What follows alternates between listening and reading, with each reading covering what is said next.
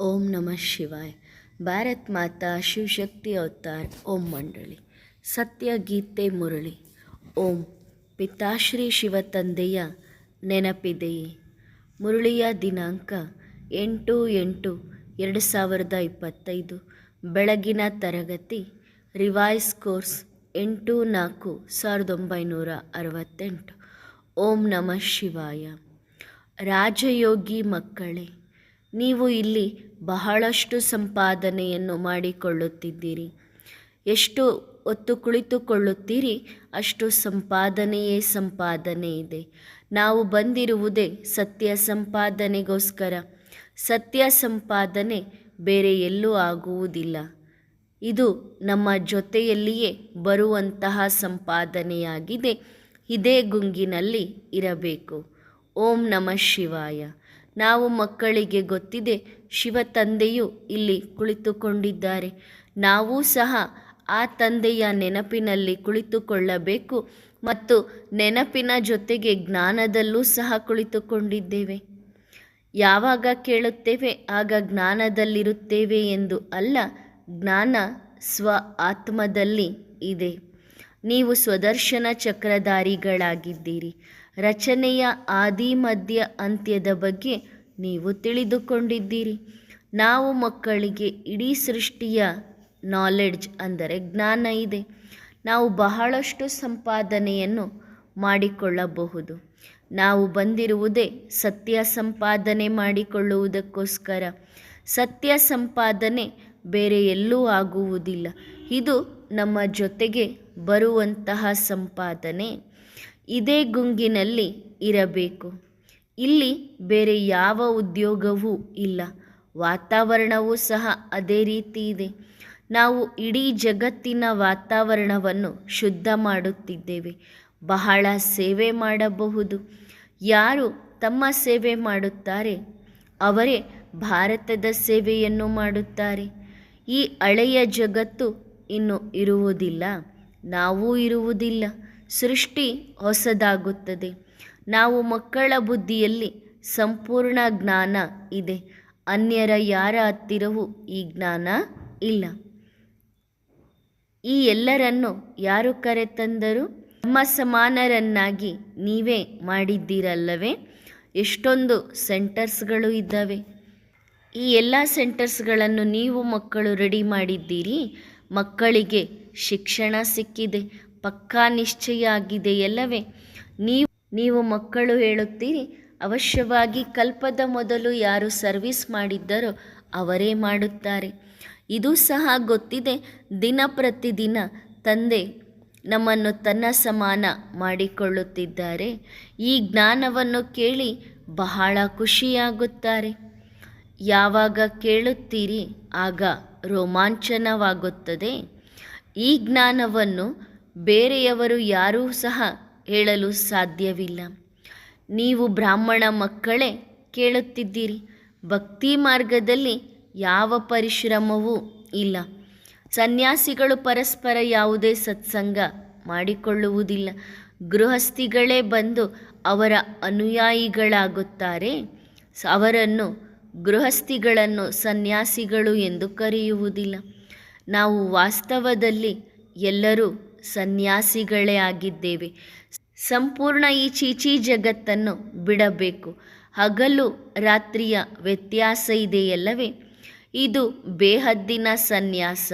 ಈ ಬೇಹದ್ದಿನ ಸನ್ಯಾಸವನ್ನು ಬೇಹದ್ದಿನ ತಂದೆಯೇ ಕಲಿಸುತ್ತಾರೆ. ಎಲ್ಲರಿಗೂ ನಂಬರ್ ವಾರ್ ಖುಷಿ ಇದೆ. ಒಂದೇ ರೀತಿ ಯಾರೂ ಇಲ್ಲ. ಜ್ಞಾನ ಯೋಗ ಒಂದೇ ರೀತಿ ಇರುವುದಿಲ್ಲ. ಅನ್ಯ ಎಲ್ಲ ಮನುಷ್ಯರು ದೇಹಧಾರಿಗಳ ಹತ್ತಿರ ಹೋಗುತ್ತಾರೆ. ನಾವಿಲ್ಲಿ ತಂದೆಯ ಹತ್ತಿರ ಬಂದಿದ್ದೇವೆ. ಈ ತಂದೆಗೆ ತನ್ನದೇ ಆದಂತಹ ದೇಹ ಇಲ್ಲ. ನೀವು ಎಷ್ಟು ಪುರುಷಾರ್ಥ ಮಾಡುತ್ತೀರಿ, ನೆನಪಿನ ಪುರುಷಾರ್ಥ ಮಾಡುತ್ತೀರಿ, ಅಷ್ಟು ಸತೋಪ್ರಧಾನರಾಗುತ್ತೀರಿ. ಎಷ್ಟು ನೆನಪಿನ ಪುರುಷಾರ್ಥ ಮಾಡುತ್ತೀರಿ ಅಷ್ಟೇ ಖುಷಿ ವೃದ್ಧಿಯಾಗುತ್ತದೆ. ತಂದೆಯ ಹತ್ತಿರ ಬಂದಿದ್ದೇವೆ ಅಂದ ಮೇಲೆ ತಿಳಿದುಕೊಳ್ಳಬೇಕು ನಮಗೆ ತಂದೆ ಯಾವ ಆಸ್ತಿಯನ್ನು ಕೊಡುತ್ತಿದ್ದಾರೆ ಎಂದು. ಅವರನ್ನು ಅಪ್ಪಿಕೊಳ್ಳಬೇಕು. ಇದರಲ್ಲಿ ತಂದೆಯೂ ನೋಡುತ್ತಾರೆ, ಮಕ್ಕಳಿಗೆ ನಶೆ ಏರುತ್ತದೆ, ಸ್ವಯಂನ ಆಕರ್ಷಣೆಯನ್ನು ಕಡಿಮೆ ಮಾಡುತ್ತೇನೆ, ಇಲ್ಲ ಎಂದರೆ ಎದ್ದು ನಿಂತುಕೊಳ್ಳಬೇಕಾಗುತ್ತದೆ. ಮಕ್ಕಳನ್ನು ಈ ಮಾಯಾ ಆಕರ್ಷಣೆಯಿಂದ ಬಿಡಿಸುವುದು ಹೇಗೆ? ಆದ್ದರಿಂದ ಆಕರ್ಷಣೆಯನ್ನು ಸ್ವಯಂ ಕಡಿಮೆ ಮಾಡುತ್ತೇನೆ. ನಾನು ಕುಳಿತುಕೊಂಡಿದ್ದೇನಲ್ವ, ಬಹಳ ಎದುರಿಗೆ ಬಂದು ಕುಳಿತುಕೊಂಡಿದ್ದೇನೆ, ನೀವು ನೋಡುತ್ತಿದ್ದೀರಿ. ನೋಡುತ್ತಾ ನೋಡುತ್ತಾ ಮಕ್ಕಳು ಕುಳಿತುಕೊಳ್ಳುತ್ತಾರೆ. ಎಲ್ಲಿಯ ತನಕ ನಾನು ಈ ರೀತಿ ಮಾಡುವುದಿಲ್ಲ, ಅಂದರೆ ತಲೆ ಕೆಳಗೆ ಮಾಡುವುದು, ಆ ಕಡೆ ಈ ಕಡೆ ಮಾಡುವುದಿಲ್ಲ. ಇಬ್ಬರೂ ಎದ್ದು ನಿಂತುಕೊಳ್ಳುತ್ತಾರೆ. ಶಕ್ತಿ ಕಡಿಮೆ ಇದೆಯಲ್ಲವೇ, ಮಕ್ಕಳ ಪ್ರಯತ್ನವೂ ಕಡಿಮೆಯಾಗುತ್ತದೆ. ಇವರಿಗೂ ಪ್ರಾಕ್ಟೀಸ್ ಆಗಿದೆ, ಅದಕ್ಕೆ ಇವರೂ ಸಹ ಹೇಳುತ್ತಾರೆ, ನಾನೂ ಸಹ ಇವರಂತೆ ತಂದೆಯಾಗುತ್ತೇನೆ. ಅಂದರೆ ಬ್ರಹ್ಮಬಾಬನೂ ಸಹ ಹೇಳುತ್ತಾರೆ, ನಾನೂ ಸಹ ಶಿವ ತಂದೆಯಂತೆ ಆಗುತ್ತೇನೆ. ಪ್ರಾಕ್ಟೀಸ್ ಮಾಡುತ್ತಿದ್ದೇನೆ. ಆತ್ಮ ಆತ್ಮನಿಗೆ ಬಹಳ ಪ್ರೀತಿಯಿಂದ ನೋಡುತ್ತದೆ. ಯಾರ ಮೇಲೆ ಪ್ರೀತಿ ಇರುತ್ತದೆ ಅವರನ್ನು ನೋಡುತ್ತೇವೆ. ಇದು ಸಹ ಆತ್ಮರುಗಳಿಗೆ ಪರಮಾತ್ಮನ ಮೇಲಿನ ಶುದ್ಧ ಪ್ರೀತಿಯಾಗಿದೆ. ತಂದೆ ನಿರಾಕಾರ ಆಗಿದ್ದಾರೆ. ಎಷ್ಟು ನಮ್ಮ ತುಕ್ಕು ಬಿಟ್ಟು ಹೋಗುತ್ತದೆ ಅಷ್ಟು ತಂದೆಯ ಕಡೆಗೆ ಆಕರ್ಷಣೆಯಾಗುತ್ತದೆ. ನೆನಪಿನ ಪ್ರೋಗ್ರಾಮನ್ನು ಮಾಡಿಕೊಳ್ಳಬೇಕು, ಬಹಳ ಒಳ್ಳೆಯದು. ನಮ್ಮ ಸಂಪಾದನೆ ಇದೆ. ಭಕ್ತರ ಮಾತೆ ಬೇರೆ ಇದೆ. ಭಕ್ತರು ಧರ್ಮಾತ್ಮರು ಆಗುತ್ತಾರೆ. ಜ್ಞಾನ ಯಾರಿಗೂ ಗೊತ್ತಿಲ್ಲ. ಅದೇ ರೀತಿ ಕೆಲವರು ಜ್ಞಾನದಲ್ಲಿ ಬಹಳ ಚೆನ್ನಾಗಿ ಮುಂದೆ ಬರುತ್ತಾರೆ. ಭಕ್ತರ ಮಾಲೆಯೂ ರೆಡಿಯಾಗುತ್ತದೆ ಎಲ್ಲವೇ. ಜ್ಞಾನದಲ್ಲಿಯೂ ಸಹ ಮಾಲೆ ಇರುತ್ತದೆ.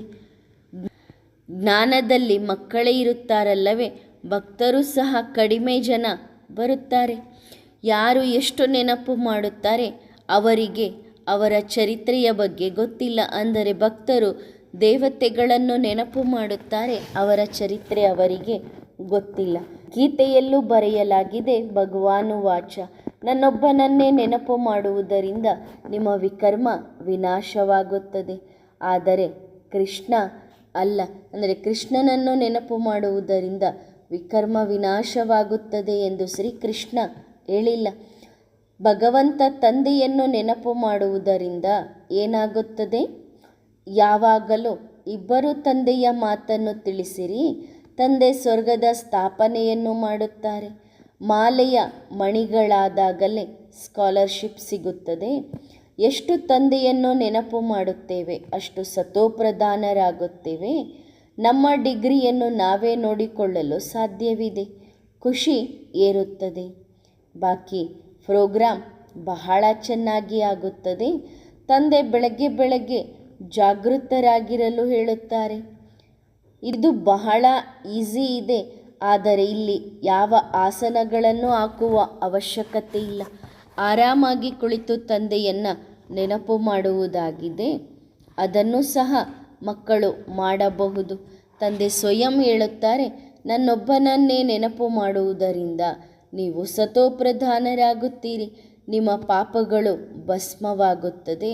ಇದು ಬಹಳ ಸಹಜ ಇದೆ. ಬೇಹದ್ದಿನ ತಂದೆ ಬೇಹದ್ದಿನ ಶಿಕ್ಷಕ ಆಗಿದ್ದಾರೆ. ಆ ತಂದೆಯನ್ನು ಬಹಳಷ್ಟು ನೆನಪು ಮಾಡಬೇಕು. ನೆನಪು ಮಾಡುವುದಕ್ಕೇ ಮಾಯೆ ವಿಘ್ನಗಳನ್ನು ಹಾಕುತ್ತದೆ. ಮಾಯೆ ಯಾರನ್ನು ಬಿಡುವುದಿಲ್ಲ. ನಮ್ಮನ್ನು ನಾವು ನೋಡಿಕೊಳ್ಳಬೇಕು. ನಾವು ತಂದೆಯ ನೆನಪಿನಲ್ಲಿ ಹರ್ಷಿತರಾಗಿದ್ದು ಊಟ ಮಾಡುತ್ತಿದ್ದೇವಾ? ಪ್ರಿಯತಮೆಗೆ ಪ್ರಿಯತಮ ಸಿಕ್ಕಾಗ ಎಷ್ಟೊಂದು ಖುಷಿಯಾಗುತ್ತದೆ. ನಮ್ಮ ಸಂಪಾದನೆ ಜಮಾ ಆಗುತ್ತಿದೆ. ತಂದೆಗೂ ಬಹಳ ಖುಷಿಯಾಗುತ್ತದೆ. ತಂದೆ ಸರ್ಚ್ ಲೈಟ್ ಕೊಡುತ್ತಾರೆ. ಇವರಂತೆ ನಾವು ಆಗಬೇಕು. ಹೇಗೆ ಎಂದರೆ ಇಬ್ಬರೂ ಒಂದೇ ಎನ್ನುವ ರೀತಿಯಲ್ಲಿ ಆಗಬೇಕು. ಇದರಲ್ಲಿ ಗೊಂದಲದ ಯಾವ ಮಾತೂ ಇಲ್ಲ. ನಾವು ಎಷ್ಟು ತಂದೆಯನ್ನು ನೆನಪು ಮಾಡುತ್ತೇವೆ ಅಷ್ಟು ಸಂಪಾದನೆ ಜಮಾ ಆಗುತ್ತದೆ. ಗುರಿ ಬಹಳ ದೊಡ್ಡದಿದೆ. ನಾವು ಏನಿದ್ದಂಥವರು ಯಾವ ರೀತಿ ಪರಿವರ್ತನೆ ಆಗುತ್ತೇವೆ. 84 ಜನ್ಮಗಳನ್ನು ಪಡೆದುಕೊಳ್ಳುತ್ತೇವೆ. ಫಸ್ಟ್ ಕ್ಲಾಸ್ ಸ್ಥಿತಿಯನ್ನು ರೂಪಿಸಿಕೊಳ್ಳಬೇಕು. ಮಕ್ಕಳು ತಂದೆಯನ್ನು ಪಡೆದುಕೊಳ್ಳಬೇಕು. ನಾವು ಬಹಳ ತಿಳುವಳಿಕೆಯುಳ್ಳ ಮಕ್ಕಳಾಗುತ್ತಿದ್ದೇವೆ. ಮೊದಲು ಬುದ್ಧಿಹೀನರಾಗಿದ್ದೆವು. ತಂದೆ ಹೇಳುತ್ತಾರೆ, ಸಾಧು ಸಂತರು ಋಷಿಮುನಿಗಳೆಲ್ಲರೂ ಸಹ ಬುದ್ಧಿಹೀನರು, ಬುದ್ಧಿ ಇಲ್ಲದವರು, ಮೂರ್ಖರು ಆಗಿದ್ದಾರೆ. ನೀವು ಎಷ್ಟೊಂದು ತಿಳುವಳಿಕೆಯುಳ್ಳವರಾಗಿದ್ದೀರಿ. ಗುರಿ ಉದ್ದೇಶ ಎಷ್ಟೊಂದು ಫಸ್ಟ್ ಕ್ಲಾಸ್ ಆಗಿದೆ. ನಾವು ತಂದೆಯನ್ನು ನೆನಪು ಮಾಡಬೇಕು. ತಂದೆಯನ್ನು ನೆನಪು ಮಾಡುತ್ತಾ ಈ ಹಳೆಯ ಪೊರೆಯನ್ನು ಬಿಟ್ಟು, ಅಂದರೆ ಹಳೆಯ ಶರೀರವನ್ನು ಬಿಟ್ಟು ಹೊಸದನ್ನು ಪಡೆದುಕೊಳ್ಳಬೇಕು. ಕರ್ಮಾತೀತ ಸ್ಥಿತಿಯನ್ನು ಪಡೆದುಕೊಳ್ಳುತ್ತೇವೆ. ನಂತರ ಈ ಹಳೆಯ ಶರೀರವನ್ನು ಬಿಟ್ಟು ಹೋಗುತ್ತೇವೆ. ಬಹಳಷ್ಟು ಮಾತುಗಳನ್ನು ನೀವು ಮಕ್ಕಳಿಗೆ ತಿಳಿಸಿಕೊಡುತ್ತೇನೆ. ಕೆಲವರಿಗೆ ಸಾಕ್ಷಾತ್ಕಾರವೂ ಆಗಲು ಸಾಧ್ಯವಿದೆ. ಮನೆ ಹತ್ತಿರ ಬರುತ್ತಿದ್ದಂತೆ ಮನೆಯ ನೆನಪುಗಳು, ಮನೆಯಲ್ಲಿರುವ ವಸ್ತುಗಳ ನೆನಪು, ತಮ್ಮ ಊರಿನ ನೆನಪು ಬರುತ್ತದೆಯಲ್ಲವೇ? ತಂದೆಯ ಜ್ಞಾನ ಬಹಳ ಮಧುರವಾಗಿದೆ. ಭಗವಂತ ತಂದೆಯೇ ನಾವು ಮಕ್ಕಳಿಗೆ ಓದಿಸುತ್ತಿದ್ದಾರೆ. ರಥದಲ್ಲಿ ಕುಳಿತು ತಂದೆ ಓದಿಸುತ್ತಿದ್ದಾರೆ. ಅದು ಭಕ್ತಿ ಮತ್ತೆ ನಡೆಯುತ್ತದೆ. ಮಕ್ಕಳು ಬಂದಿದ್ದೇವೆ. ಮಕ್ಕಳು ತಂದೆಯ ಹತ್ತಿರ ಬಂದು ಬಹಳಷ್ಟು ರಿಫ್ರೆಶ್ ಆಗಿ ಹೋಗಬೇಕು. ನಾವಿಲ್ಲಿ ಹೊಸ ಮಾತುಗಳನ್ನು ಕೇಳುತ್ತಿದ್ದೇವೆ. ಭಕ್ತಿ ಮಾರ್ಗದಲ್ಲೂ ಸಹ ಮನುಷ್ಯರಿಗೆ ಬಹಳ ಮಜಾ ಬರುತ್ತದೆ. ಶಾಸ್ತ್ರಗಳನ್ನು ಓದುವುದರಲ್ಲಿ ಅವರಿಗೆ ಮಜಾ ಇದೆ. ಆ ರೀತಿ ನೋಡಿದರೆ ಅದರಲ್ಲಿ ಏನೂ ಇಲ್ಲ. ಪ್ರತಿಯೊಂದು ಮಾತು ಪುರುಷಾರ್ಥ ಮಾಡಬೇಕಾಗುತ್ತದೆ. ಭಕ್ತಿ ಮಾರ್ಗದಲ್ಲಿ ಪುರುಷಾರ್ಥ ಮಾಡುತ್ತಾ ಕೆಳಗೆ ಬೀಳುತ್ತಾ ಬಂದಿದ್ದೀರಿ.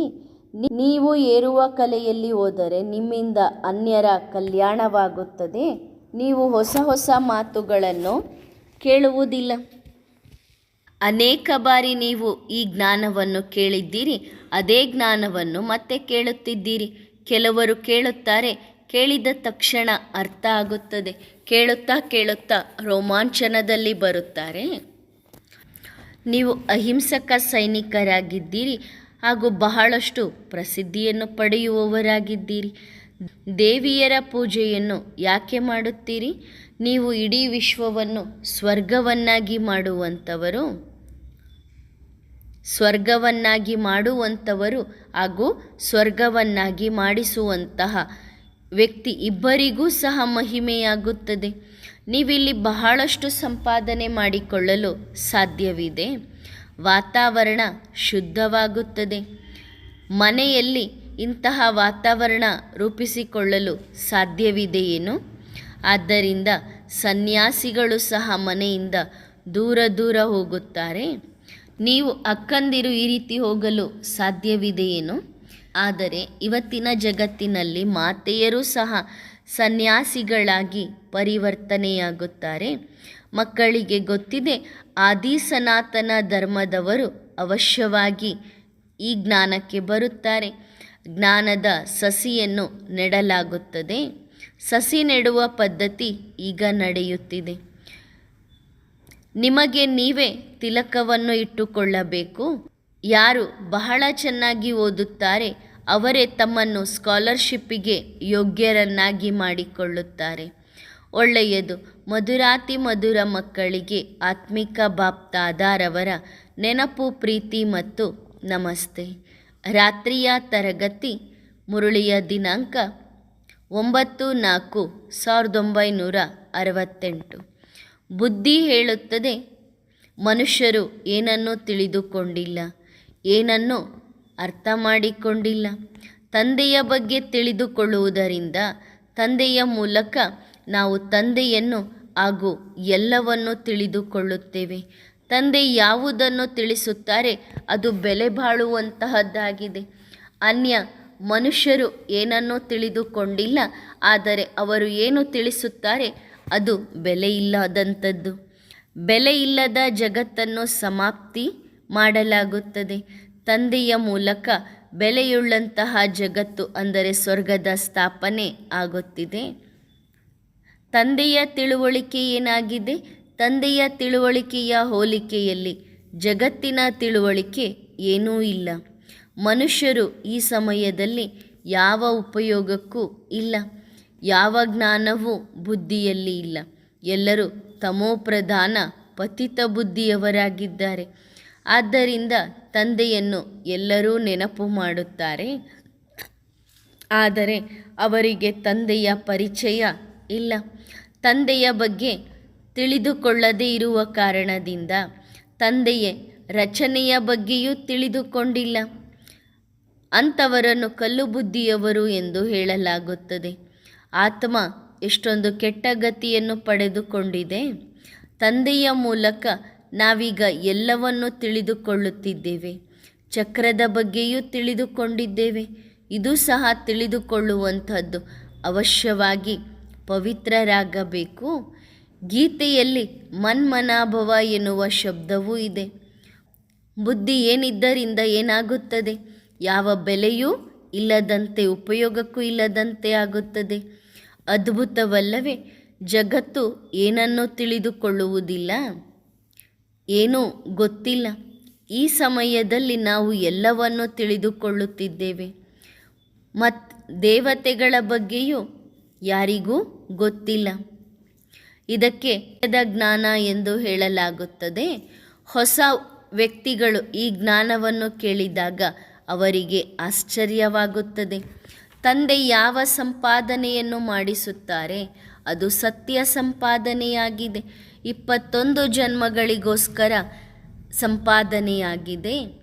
ಇಂತಹ ಸಂಪಾದನೆ ಕೆಲವರು ಮಾಡಿಕೊಳ್ಳುತ್ತಾರೆ. ಸಂಪಾದನೆ ಮಾಡುವುದೆಲ್ಲವೂ ಸಮಾಪ್ತಿಯಾಗುತ್ತದೆ.